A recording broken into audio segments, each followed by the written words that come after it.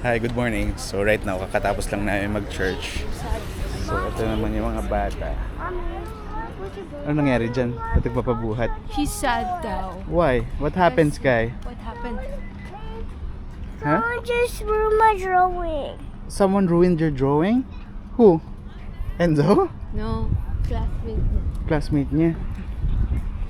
That's Enzo, why he cried where do you daw. want to eat? Our Burger King. Burger King? Naku, wag dun. Yesterday, we just ate at McDonald's eh. Fast food na naman. Our Burger King. Burger King? It's the same as Somewhere else na lang. Oh, Costco. Ha? Costco. Where's that? Costco. Costco? Yeah. So, punta kami ng Costco maya-maya. Pero for now, uwi muna kami uli sa bahay dahil po si Sarah nakalimutan niya magpalit ng sapatos. Nakachinelas lang siya the whole time. But you didn't say sorry. I saw it. So, nandito kami sa same plaza ng Fresh Palace. Kain lang kami ng lunch. So, hindi na nga kami nakauwi dahil si Sarah, okay na daw siya dun sa nakachinelas siya. So, ngayon, subukan namin dun sa yung Chili Chicken House. Yun, halos katabi lang din siya nung Wonton Express. Pero yun nga, bihira na kami kumain dun sa Wonton Express kasi yun, yung mga tao dun medyo hindi ganun ka-accommodating. Kaya subukan namin dun sa katabi. Big truck. Yeah. Yan, may nakapark kasi dito na Cybertruck. So alam nung dalawa kung ano yung Cybertruck. Body eat Yun, kaya lang parang marami rin tao. So tingnan natin kung may pwesto pa.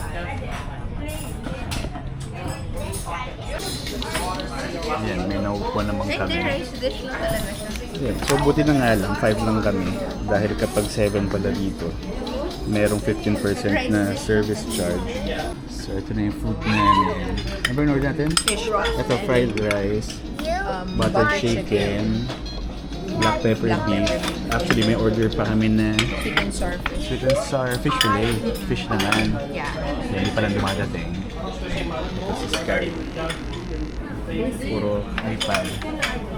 Kain muna tayo, gutom na ako. Wala naman. Masarap nga. Sarap nga, di ba? Yung mga tao. Ha? Hindi, di ba dun sa Wonton Express? Parang hindi ganun ka-accommodating. Dito naman, sobrang Sobrang bubait accommodating. naman ng mga tao. Ayun, tsaka medyo affordable siya. Parang binayaran namin. Dun sa nakita nyo nga na in-order namin, total kasama tip, nasa $82. Kasi yan, may take-out pa kami. So ngayon, punta tayo sa Dollarama. Ito si Sarah. Milk tea naman ang gusto. Sila Enzo. Ice cream from Dollarama. You want milk tea? Nung kuntsaba pa. You want milk tea or ice cream? Shake eh. Gusto niya both daw, Dad. Both. I Just think you one. want milk tea. I think he wants watermelon shake with melon. Again. So dito muna kami sa Dollarama.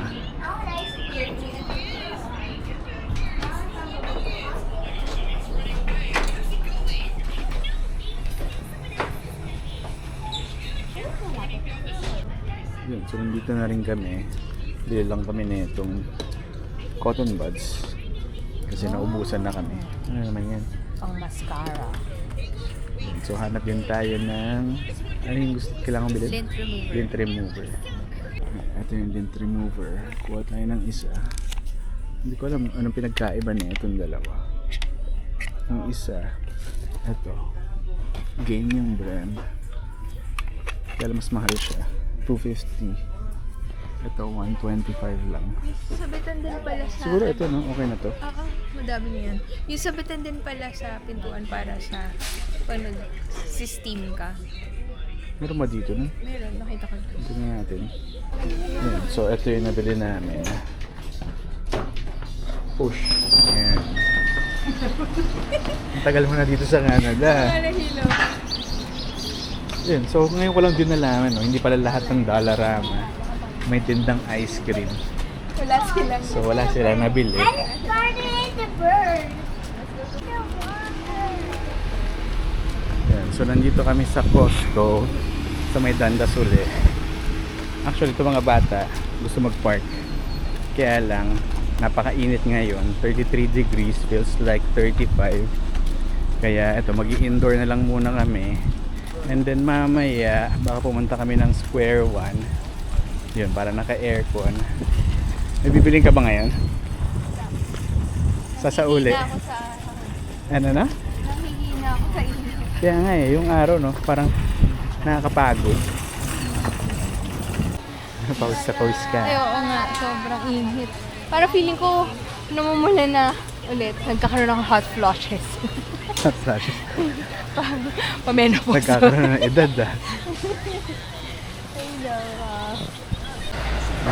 Ano ang Wala pinaplano na mo? naman si Sarah. Alin? Ano gusto niya? Disco. Ayan. Parang mahal. $12.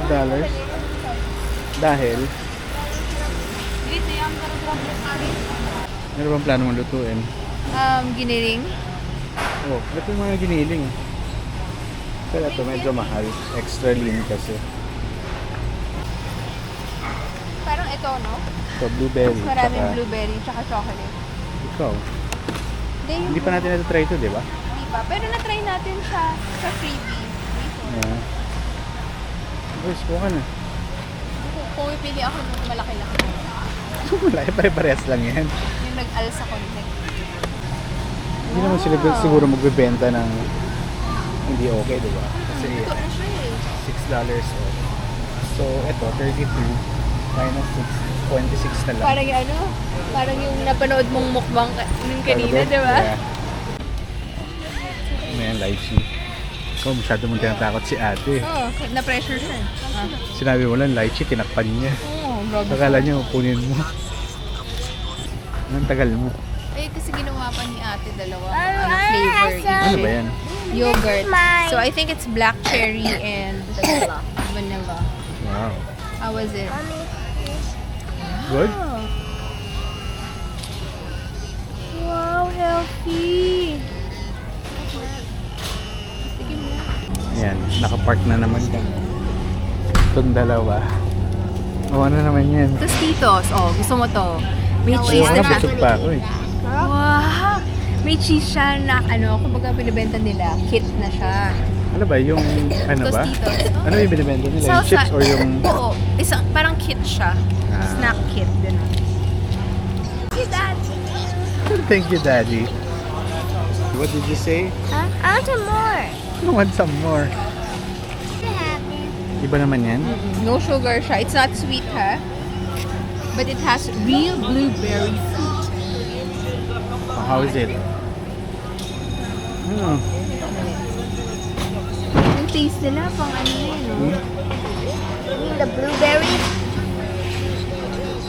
Ayan, napakainit na naman. So, tapos na kami mag-Costco. Then, halos wala kami nabili. Pero ang binayaran natin, kano? 74. 74 pa rin.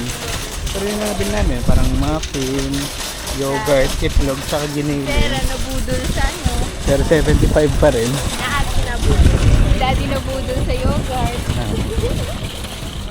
So, nandito na kami sa Square One. Pero hindi dito sa usually na nagpa-park kami. Dahil yun nga, nabanggit ko kanina, sobrang init ngayon. Kaya naghanap kami talaga dito sa may indoor parking. Ayos yung partner mo. Alin? Dalawang slot yung kinuha niya. Yun nga. Pero nahirapan rin kami makahanap ng parking. Dahil siguro lahat nga gusto dito sa indoor. And nung last Tuesday nga, nandito kami. Yun, nung papauwi kami, yun, nahirapan nga kami makalabas doon sa parking. Inabot din kami ng halos 1 oras. Dahil sabay-sabay nga lahat nag-alisan dun sa Celebration Square. So yun, stay lang kami dito sandali. Papalamig lang and then uwi na. Yun, dito tayo sa Walmart na entrance. Dahil sinisingil na ako ng dalawa na to na dun sa ice cream nila. Ayun tayo dito nakalito And mamaya tignan din natin kung meron dito yung ano, Oh, yung picnic chair. oo nga, may point ka doon. Tingnan natin. And isa pa pala, paubos na yung bigas namin. So ngayon, naghahanap na naman kami ng nakasale na bigas. Pero yun, kaka-check lang namin. As of the moment, wala pang sale. Yun, papalabas na kami ng Walmart. Kasi wala ritong camping chair. And yan yung ice cream naman nila, maramihan. Eh hindi naman namin siya maiuuwi dahil baka matunaw. Yun, dito uli kami sa Dollarama. Pero sigurado may ice cream dito dahil dati nakabili na kami. No? I can have 5 popsicles. Okay. There's no popsicle. Oh, let's go stay. I'll just pick this one or Okay. Ayan, kasi yan na yung dalawa. Kaya si Jamie, gustong umupo na lang. Signs of aging. Pag tumatanda, ganun talaga, no? Oo. Dito tayo sa libre. Ito rin. Ano yan sa'yo? Strawberry watermelon lemonade. You tried this na before eh. Ano, upo na tayo? Tara. Yun, nakapag-ikot-ikot na kami. So, last stop namin, dito tayo sa The Ordinary. Ito yung skincare routine ni Jamie. Ito, Yung serum lang. serum lang. Tingin tayo. Let's go, uwi na tayo. So, nabudol ka rin. Oo. Ikaw din, kailangan mo rin ng ano. Oh, syempre, ako yung may nabili. Yun, uwi na kami. And buti na lang, may tira kami pagkain kanina para hindi na magluluto si Jamie.